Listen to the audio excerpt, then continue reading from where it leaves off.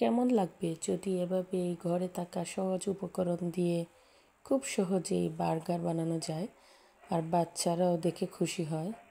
Welcome to my channel easy recipe by mummy. কেমন আছেন সবাই? আশা করি সবাই যে যেখান থেকে আমার ভিডিওটি দেখছেন সবাই খুব ভালো আছেন। আলহামদুলিল্লাহ, আমিও ভালো আছি। তো আজকে সারাটা দিন শুধু বাইরের খানা দানা চলেছে বাসায়।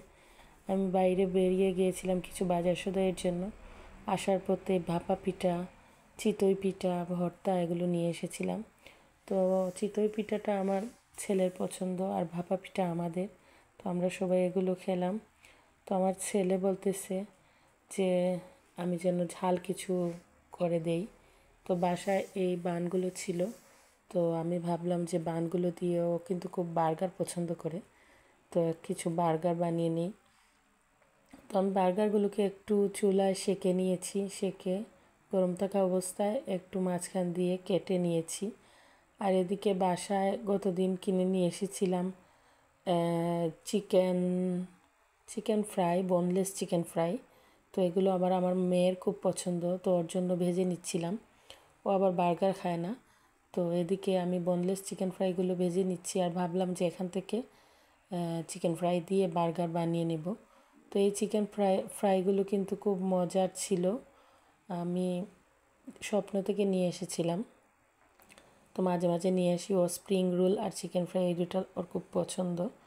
তো এই চিকেন ফ্রাইগুলো ভাজা শেষ, তখন আমি এই বার্গারের মতো যে কেটে নিয়েছিলাম ওখানে এগুলো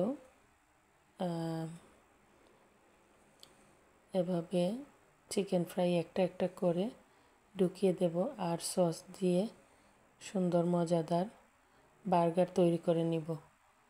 তো দেখেন, খুব সহজে কিন্তু ঘরে থাকা জিনিসপত্র দিয়ে আমরা বার্গার বানাতে পারি, এতে বাচ্চারাও খুশি হয়। আর এই একই জিনিসই আমরা বাইরে যখন স্ন্যাক্স বার বা রেস্টুরেন্ট থেকে কিনে খাই, তো দেখা যায় অনেক খরচ পড়ে যায়। আর ওরা কিন্তু তেমন চিকেন দেয়ও না, শুধু ফ্রাইড চিকেন যেটা থাকে বার্গারে ওটাতে পাওয়া যায়, আর না হলে এমনিতে যে চিকেন বলে কিন্তু চিকেন থাকে না।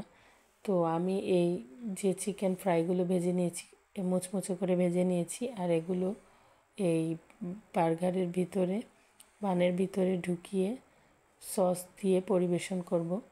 তো আমি এটা সম্পূর্ণ নিজের বুদ্ধি খাটিয়ে বানিয়েছি। তো দেখলাম যে ভালোই লেগেছে। তো আমার কাছে শুধু টমেটো সস ছিল, আর কোনো সস ছিল না। তো এটার সাথে আরও অন্য মেয়োনিজ দিলেও ভালো লাগতো। তো শসা, মেয়োনিজ এগুলো দিলে ভালো লাগতো, কিন্তু শসা আমার ছেলে খেতে চায় না, তাই সিম্পলভাবে এভাবেই আমি বানিয়ে নিয়েছি। তো খেতে কিন্তু খুবই ভালো লেগেছে। আমি অল্প অর্ধেকটুকু খেয়েছি আর আমার ছেলেই খেয়েছে। তো কেমন লাগলো? ভালো লাগলে একটা লাইক করবেন আর সাবস্ক্রাইব করতে ভুলবেন না। বাই, আল্লাহ হাফেজ।